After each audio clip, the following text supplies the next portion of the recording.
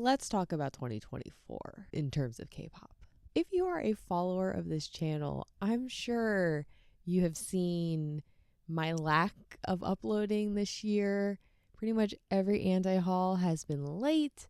I have not been posting hauls or other K-pop related content. And believe me, I have tried really hard, but to be honest, I have just not been feeling it this year. I am feeling a bit burnt out.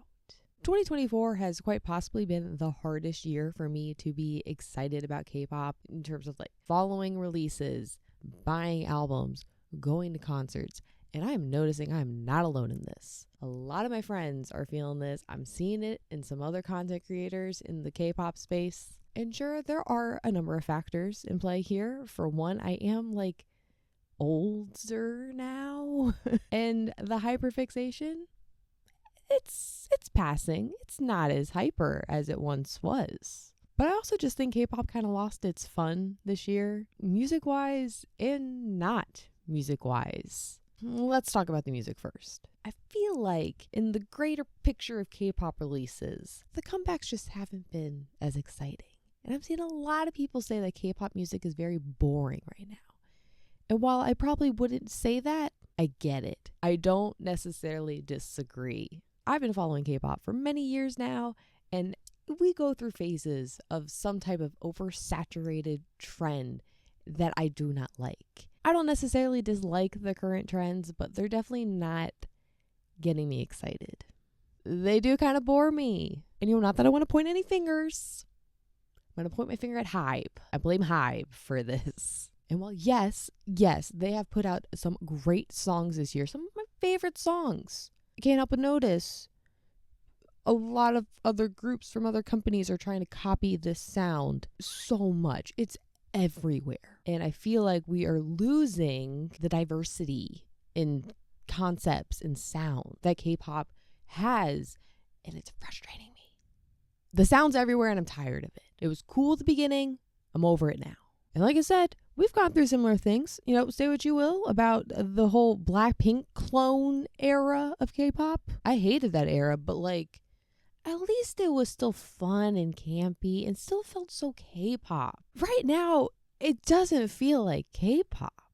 It's missing the fun. And hey, I'm not saying that we didn't get bangers that were distinct from this Hybe sound we've been getting, because aespa, great example. aespa had a fantastic year. No misses. And I kind of feel like they were extremely successful because of how different it was, how fun it was, how K-pop they were this year. And yeah, they weren't alone. There are some absolute bangers this year that I love, are going to be some all-time faves. But just looking at the greater picture, the overall vibe of this year music-wise, kind of meh. But stepping away from the music, let's look at the financial side of things. Oy, God, supporting K-pop has just become exhausting. And I am speaking as a full-time K-pop album collector, I guess. I mean, just look at my video that I put out recently about how I'm going to downsize my collection. I am so burnt out with purchasing albums. As a collector, there are always just so many versions to purchase, and I'm someone who wants all the versions. I can't imagine being someone who collects photo cards. Oh, I don't envy you guys. And so we're paying all this money for these albums, and the quality is just not great. Some albums, sure, but I just feel like for what I'm paying, I'm sensing some cheap packaging. There's almost a little graph of album packaging quality. It started off really bad back in the second gen era. Third gen, it just got really good, I feel like. Now it's kind of dipping back. They're doing more creative things, but the actual quality of some of it is just not that good. And then don't even get me started on concerts. Oh my God. I am so overwhelmed by the amount of concerts that are coming now to America. Yes, for the record, I am speaking from the perspective of an American, so I understand if you're from a different country, you probably don't have the same experience. I understand some people might be like, ooh, whine a little more, why don't you? At least you're getting concerts. Yes, I am glad we are getting concerts. I'm not really glad at the price they are charging for these concerts. God, how many festivals were scheduled to happen in America this year and were canceled because the prices were outrageous. People just do not care. They do not have the money or the time. And plus, we're already getting so many concerts. Why bother going to festivals? We're paying the same amount of money. I'd rather just see my favorite group and I'd see them perform way more songs. Remember how Waterbomb was supposed to happen? It's actually crazy that Waterbomb could not work. Yeah, ticket prices for concerts are just ridiculous. And it goes outside of K-pop, but really a lot with K-pop. I'm seeing new groups charging me $200. No, I'm sorry, guys. That's not the price to be charging. And the VIP perks are just not worth it for me, which is so unfortunate because a lot of the times I want the close seat, but to get the close seat, I have to pay extra for the VIP stuff. And so, of course, I'm going to do the VIP stuff because I paid all this money. I'm going to get my freaking money's worth with the amount I'm paying for it. I don't know. I just had this realization this year when I was at the NCT Dream concert that, like, I'm so overpaying, like, $200 extra to show up to the concert like 3 hours early and watch them sing without makeup for like 15 minutes. And then I'm staying there in the venue for another like 2 hours before the actual show starts. It's just not worth it. That is not worth the hundreds of dollars. And the price of it just keeps increasing. There were insane prices for VIP stuff this year. It just doesn't make sense to me. In 2022, I paid less than $300 for third row seats for TXT with VIP stuff. Less than $300, which was already very expensive. To get that ticket this year, I believe cost like $600. And you didn't even get a seat. You were standing. And then you had the VVIP, which was like $800. Once again, you don't get a seat. I don't know, maybe because I'm just old now. This is crazy. I don't want to do this. Like, yes, would I have loved to do send off? Like, yeah, that's so cool, but it's not worth $800. It is not. Do you know what I can get for $800? Freaking flight to Seoul for a way better concert that's going to be way cheaper. Do you know how much VIP for the Rise concert was in Korea? Like $100. That included soundcheck. Bet y'all Americans feel silly now. I'm just so over it. And for the first time this year, I didn't even bother trying to go to different states for concerts. I barely even went to the concerts that came to DC this year. I just can't justify spending money on these K-pop concerts. Once again, the quality is not worth the price.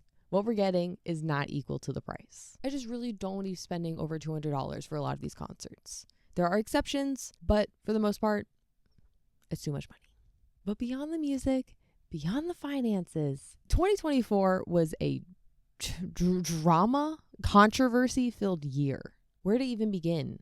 What controversy should we start with? Let's talk about Taeil first, I guess. For the record, with this story and the other stories I talk about, I'm going to go very surface level. I'm not going to get into deep.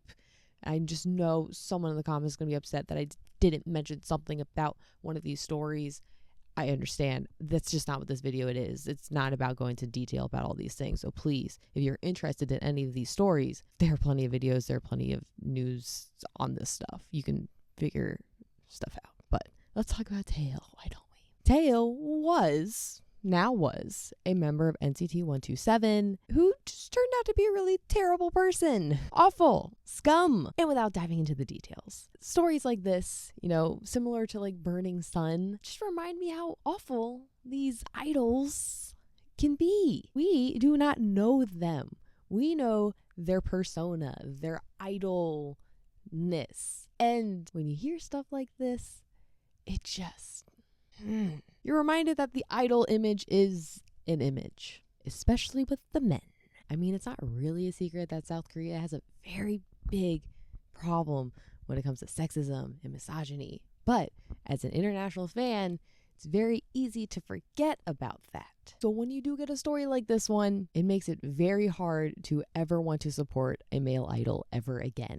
Moving on to another big story this year, New Jeans and Hype and the Minheejin, whatever, I don't know what you call this, but it has been this very ongoing thing, it has now resulted in New Jeans have left Hybe, which is bonkers because New Jeans is the biggest girl group at the moment right now, and they have left the biggest company. This is insane. The whole thing is just so messy, and I get so confused seeing people's takes on this. How are we all not supporting New Jeans' decision? Why are there fan wars brewing and blaming the girls? I don't get this. All I gotta say on the matter is Hybe sucks because companies suck. And I'm so proud of New Jeans.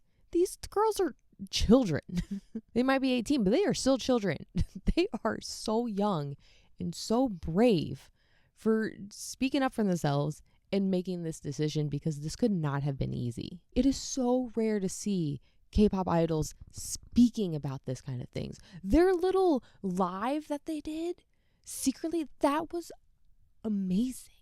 I wish more idols would do this, but I also understand it's very scary for idols to do this. So once again, thank you, New Jeans, for being so brave and vocal. What these girls are going through is just, it's sad. And I really hope that they are successful in the future. I believe they will be successful in the future. I understand there is fear of them being like blacklisted. Trust me, I think they're going to be okay. At least I hope they will be okay.